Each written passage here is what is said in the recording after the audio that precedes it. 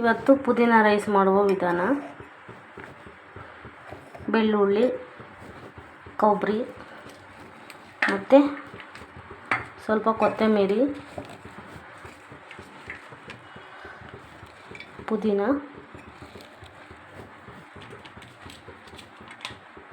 ಹಸಿರು ಮೆಣಸಿನ್ಕಾಯಿ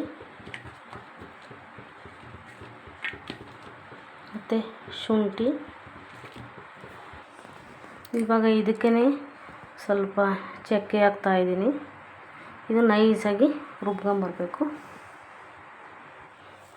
ಇದಕ್ಕೆ ಸ್ವಲ್ಪ ಉಪ್ಪು ಹಾಕ್ತಾಯಿದ್ದೀನಿ.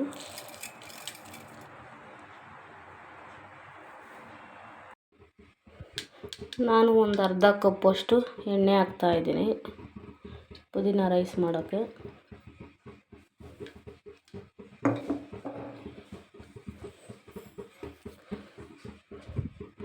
ಸಿಂಪಲ್ಲಾಗಿ ಒಳ್ಳೆ ಪರಿಮಳವಾಗಿ ಸಿಂಪಲ್ಲಾಗಿ ಚೆನ್ನಾಗಿ ಬರುತ್ತೆ. ಸ್ಮೆಲ್ಲು ಚೆನ್ನಾಗಿರುತ್ತೆ. ಒಂದು ಸತಿ ತಿನ್ನಬೇಕು ಅಂದರೆ ಇನ್ನೊಂದು ಸತಿ ಪದೇ ಪದೇ ಅದೇ ರೆಸಿಪಿ ಮಾಡಬೇಕು ಅನ್ನಿಸುತ್ತೆ, ಅಷ್ಟು ಟೇಸ್ಟಾಗಿರುತ್ತೆ.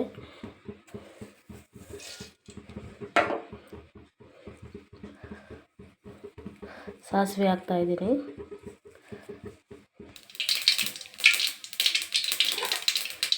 ಇವಾಗ ಇದಕ್ಕೆ ಕಡಲೆಬೇಳೆ, ಉದ್ದಿನಬೇಳೆ ಸ್ವಲ್ಪ ಎಲ್ಲ ಹಾಕ್ತಾಯಿದ್ದೀನಿ.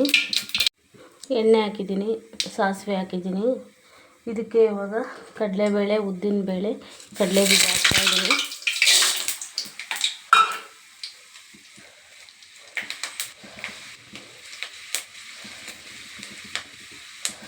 ಮತ್ತು ಕರಿಬೇವಿನ ಸೊಪ್ಪು ಹಾಕ್ತಾಯಿದ್ದೀನಿ. ಮತ್ತು ಈರುಳ್ಳಿ ಹಾಕ್ತಾಯಿದ್ದೀನಿ.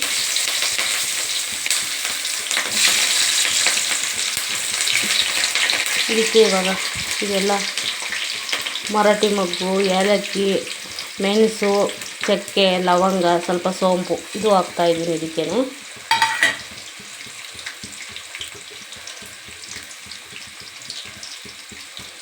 ಇದಕ್ಕೆ ಇವಾಗ ಸ್ವಲ್ಪ ಗೋಡಂಬಿನೂ ಹಾಕ್ತಾಯಿದ್ದೀನಿ.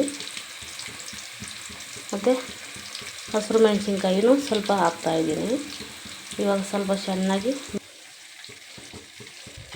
ಇದು ಸ್ವಲ್ಪ ಚೆನ್ನಾಗಿ ಫ್ರೈ ಮಾಡ್ಕೊಳ್ಳೋಣ. ಚೆನ್ನಾಗಿ ಸ್ವಲ್ಪ ಕಲರ್ ಬರಬೇಕು, ಹಾಗಾಗಿ ಎಣ್ಣೆಯಲ್ಲಿ ಚೆನ್ನಾಗಿ ಫ್ರೈ ಆಗಲಿ. ಸಿಂಪಲ್ಲಾಗಿ ಮಾಡ್ಬೋದು, ಬೇಗನೂ ಆಗುತ್ತೆ, ಚೆನ್ನಾಗೂ ಇರುತ್ತೆ ಟೇಸ್ಟು. ಕಡಲೆ ಬೀಜ, ಕಡಲೆಬೇಳೆ, ಗೋಡಂಬಿ ಒಳ್ಳೆ ಸ್ಮೆಲ್ ಸಿಗುತ್ತೆ ಬಾಯಿಗೆ. ರುಚಿ ಅನ್ನೋದು ನಾಲಿಗೆಗೆ ಹತ್ತುತ್ತೆ, ಅಷ್ಟು ಚೆನ್ನಾಗಿರುತ್ತೆ. ನೀವು ಒಂದು ಸತಿ ಈ ರೆಸಿಪಿನ ಟ್ರೈ ಮಾಡಿರಿ. ಆರೋಗ್ಯಕ್ಕೂ ಒಳ್ಳೆಯದು. ಗ್ಯಾಸ್ಟ್ರಿಕ್ಕು ಥರನೇ ಏನೇನು ಇತ್ತು ಅಂದರೆ ಸಿಂಪಲ್ಲಾಗಿ ಬೇಗ ಮಾಡ್ಕೊಬೋದು, ಚೆನ್ನಾಗಿರುತ್ತೆ. ಚೆನ್ನಾಗಿ ಬ್ರೌನ್ ಕಲರ್ ಬಂದದೆ, ಕೆಂಪುಗೆ ಚೆನ್ನಾಗಾಗಿದೆ ಈರುಳ್ಳಿ ಸ್ವಲ್ಪ. ಇವಾಗ ರುಬ್ಬಿಟ್ಕೊಂಡಿರೋಂಥ ಪುದೀನ, ಹಸಿರು ಮೆಣಸಿನ್ಕಾಯಿ ಈ ಪೇಸ್ಟ್ ಹಾಕ್ಕೊತಾ ಇದ್ದೀನಿ.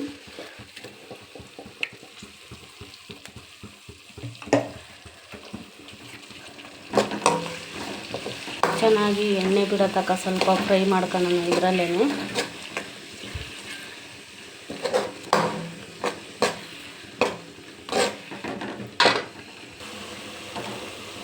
ಚೆನ್ನಾಗಿ ಈ ಥರ ಚೆನ್ನಾಗಿ ಮ್ಯಾಶ್ ಮಾಡ್ಕೊಳ್ಳೋಣ.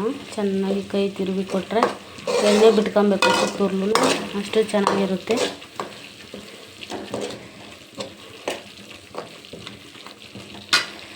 ಸುತ್ತೂರ್ಲು ಎಣ್ಣೆ ಬಿಟ್ಕೊಬೇಕು ಸ್ವಲ್ಪ, ಅಲ್ಲಿವರೆಗೂ ಚೆನ್ನಾಗಿ ಫ್ರೈ ಮಾಡಬೇಕು. ಇವಾಗ ಇದಕ್ಕೆ ಸ್ವಲ್ಪ ಉಪ್ಪು ಹಾಕ್ತಾಯಿದ್ದೀನಿ.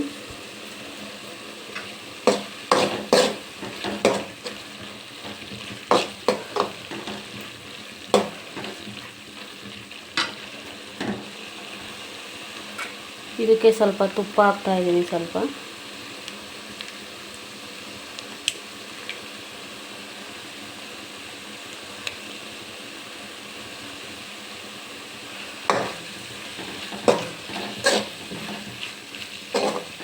ನೋಡಿರಿ, ಕಲರ್ ಏನೂ ಚೇಂಜ್ ಆಗಿಲ್ಲ, ಅಷ್ಟು ಚೆನ್ನಾಗಿದೆ.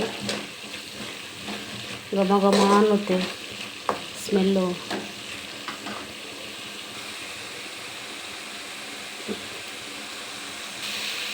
ಇವಾಗ ಇದಕ್ಕೆ ಸ್ವಲ್ಪ ರೈಸ್ ಹಾಕ್ತಾಯಿದ್ದೀನಿ.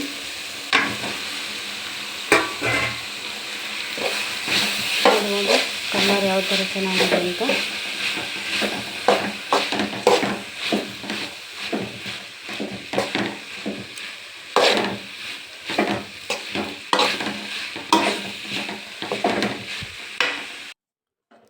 ನೋಡ್ಬೋದು ಏನು ಟೇಸ್ಟಿಯಾಗಿದೆ ಅಂತ. ಇದು ಕಲರು ಚೆನ್ನಾಗಿ ಬಂದಿದೆ.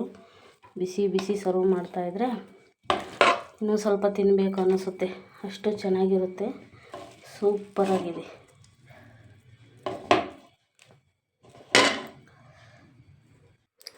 ನೀವು ಒಂದು ಸತಿ ಈ ರೆಸಿಪಿನ ಟ್ರೈ ಮಾಡಿ, ತುಂಬ ಚೆನ್ನಾಗಿದೆ, ಒಳ್ಳೆ ಟೇಸ್ಟಿಯಾಗಿದೆ,